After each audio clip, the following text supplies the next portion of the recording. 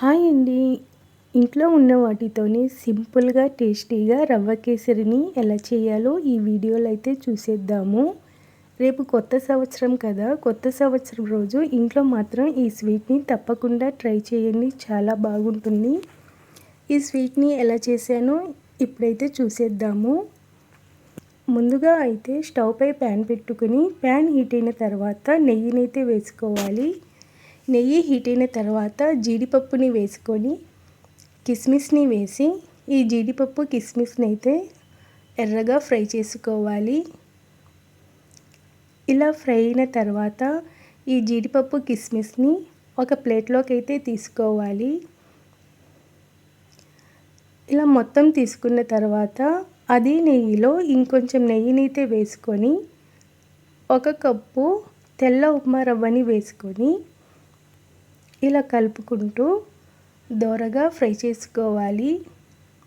ఈ తెల్ల ఉప్మా రవ్వ ఫ్రై అయ్యేలోపు వేరే స్టవ్ మీద బౌల్ని అయితే పెట్టుకొని ఈ బౌల్లో ఒక కప్పు తెల్ల ఉప్మా రవ్వకి 4 కప్పుల వాటర్ని అయితే వేసుకోవాలి.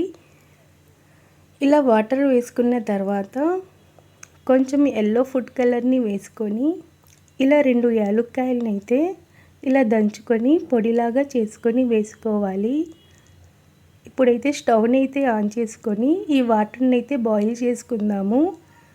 ఇలా బాయిల్ అయిన తర్వాత స్టవ్ని అయితే ఆఫ్ చేసుకొని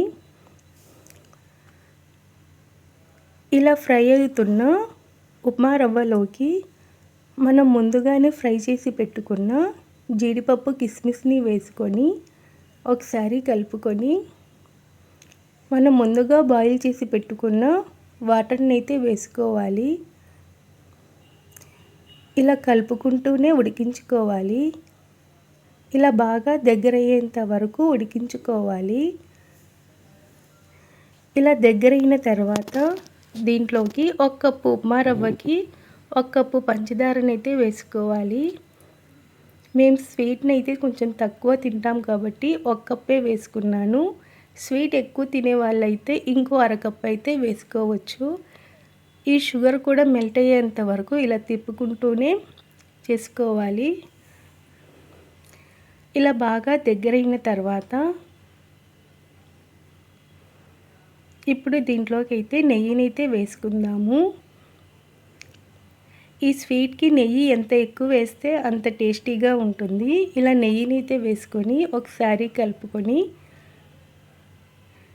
ఇంకో 2 నిమిషాల వరకు ఉడికించుకోవాలి.